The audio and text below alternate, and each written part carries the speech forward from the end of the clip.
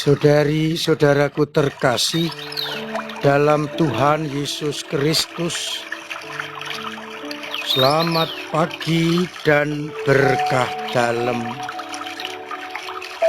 Kita bertemu kembali dalam renungan harian Jumat 17 Januari 2024.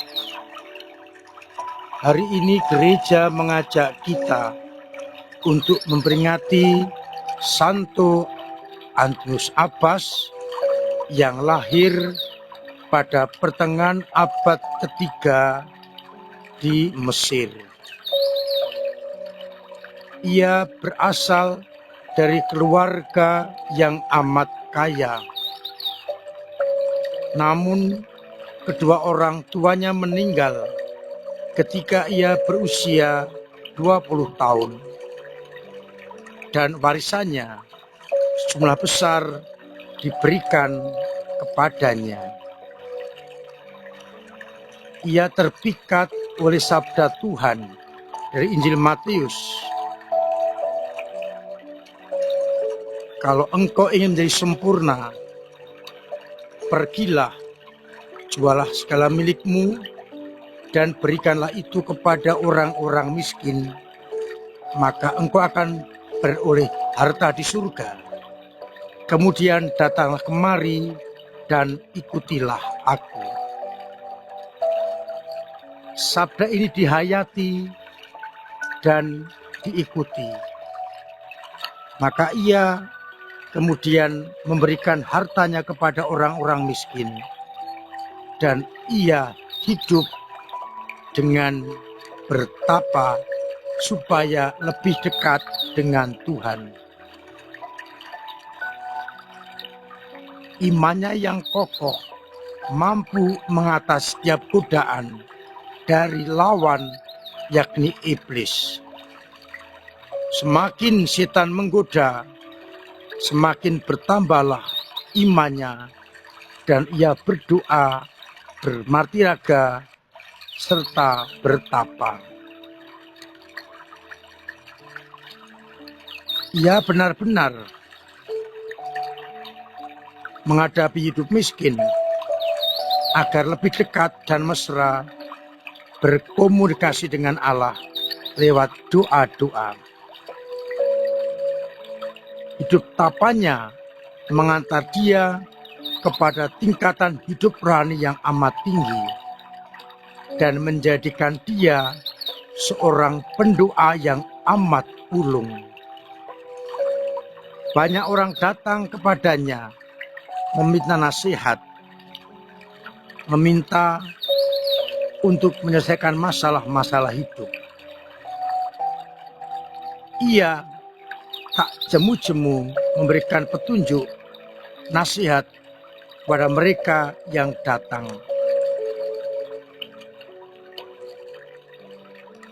Dengan berdoa dan bermartiraga, kalian akan mengerti kelemahan setan sehingga bisa menghadapinya.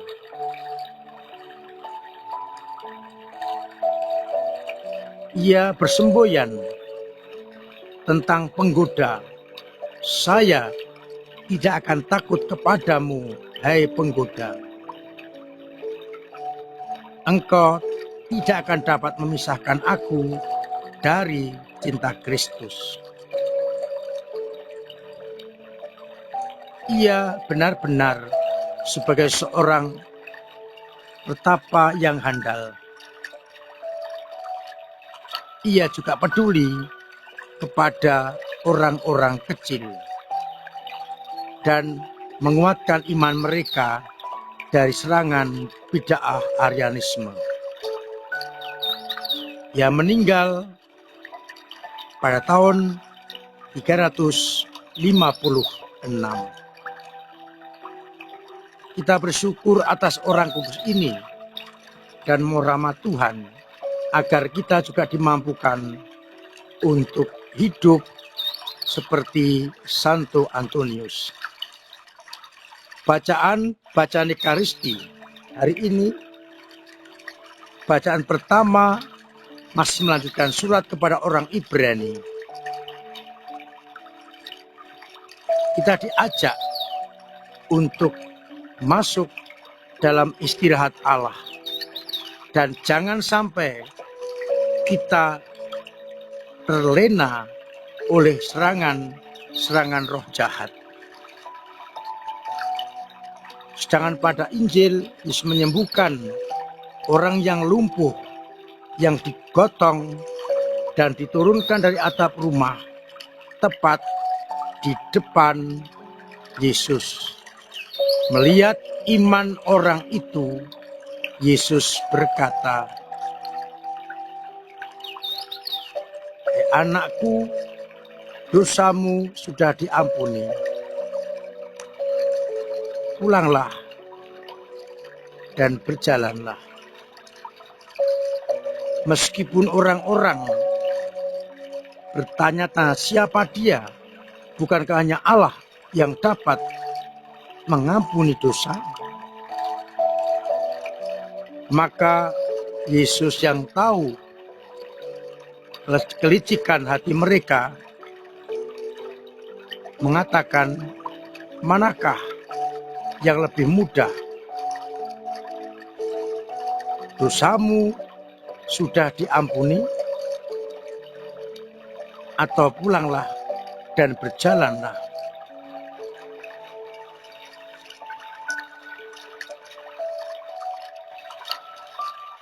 Agar kalian tahu bahwa di dunia ini anak manusia berkuasa mengampuni dosa, maka aku berkata kepada si lumpuh, bangunlah, angkatlah tilammu, dan pulanglah ke rumahmu.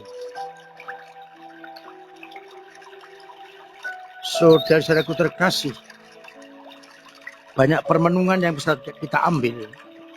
Namun saya akan melihat beberapa hal saja. Yang pertama, kita diingatkan agar kita jangan sampai terlena oleh kuasa jahat, sehingga kita tidak beristirahat bersama Allah. Kalau kita tetap setia, maka kita akan beristirahat bersama Allah. Artinya setelah kematian kita sampai kepada kebangkitan dan hidup bersama dengan Allah. Kita mencoba mengusahakan itu agar kita kelak bila dipanggil layak boleh beristirahat bersama dengan Allah. Maka jangan sampai kita terlena, tapi waspada akan bujukan si jahat. Yang kedua, dari Injil kita masih berbicara soal iman. Orang berbondong-bondong mencari Yesus, termasuk orang yang digotong di atas tilang.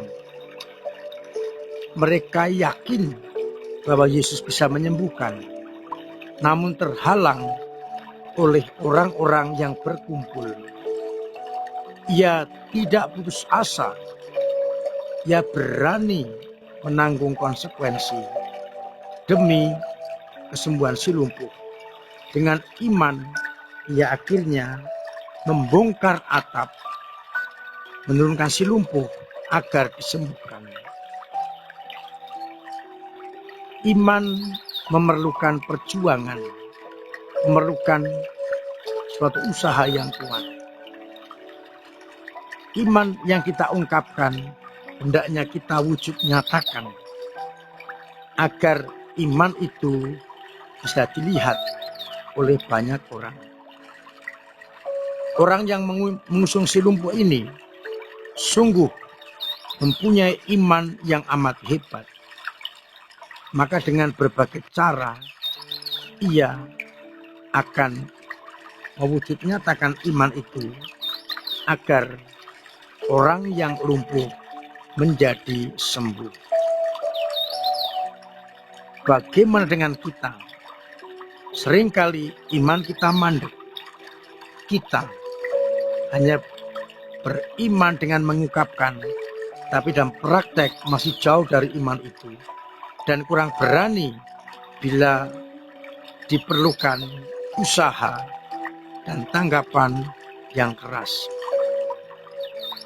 Semoga kita semakin dimampukan untuk beriman dengan tepat, agar kita nanti boleh beristirahat bersama dengan Allah. Dan Yesus ingin pelan-pelan umat mengerti siapa Dia.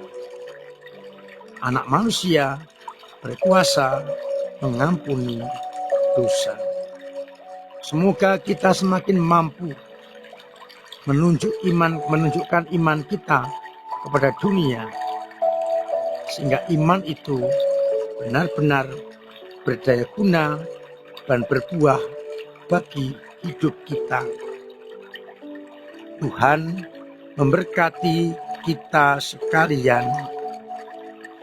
Amin. Marilah berdoa. Bapa yang penuh kasih, kami bersyukur atas rahmat iman yang Kau berikan kepada kami pada saat pembaptisan. Namun tak jarang kami kurang setia untuk mewujud nyatakan iman itu di tengah masyarakat. Semoga lewat bacaan-bacaan yang kami dengarkan, lewat Santo Andreas Abbas yang diterangkan bagi kami Kau mampukan untuk mewujud nyatakan iman itu di tengah-tengah masyarakat. Semoga dengan demikian iman kami terus akan berkembang.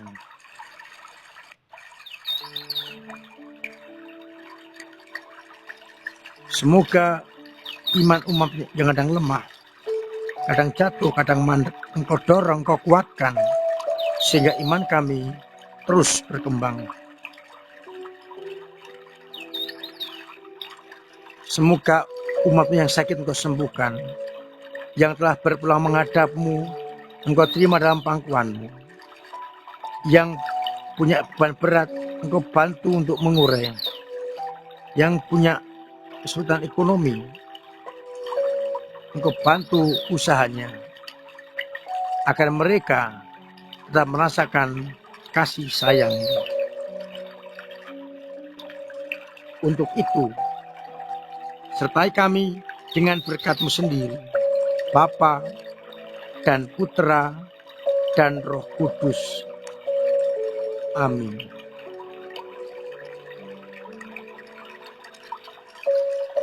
Saudara-saudaraku terkasih, tetap saya ingatkan, saya ajak, saya dorong untuk selalu mencoba memiliki pola hidup yang sehat, agar apabila kita sehat, semua orang juga sehat. Terima kasih untuk peran serta panjenengan dan usaha dalam menghidupi gereja dengan doa-doanya, dengan karya, tenaga, dan juga hidup yang kita berikan kepada gereja, serta pemberian dana yang sangat membantu perkembangan gereja dalam melaksanakan tugas perutusan. Semoga akhirnya kita dimampukan untuk benar-benar menjadi bagian dari gereja. Kita mendorong tahun ini keterlibatan umat semakin banyak, entah di kegiatan lingkungan, entah di kur paroki, ataupun apa namanya, yang benar-benar membuat orang semakin dekat dengan Allah.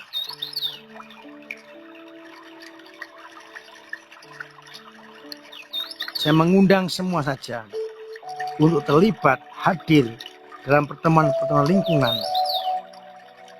pertemuan wilayah maupun pergi ke gereja, agar kita semakin kokoh kuat. Akhirnya saya mengucapkan selamat pagi, selamat merenungkan, salam sehat. Tuhan memberkati.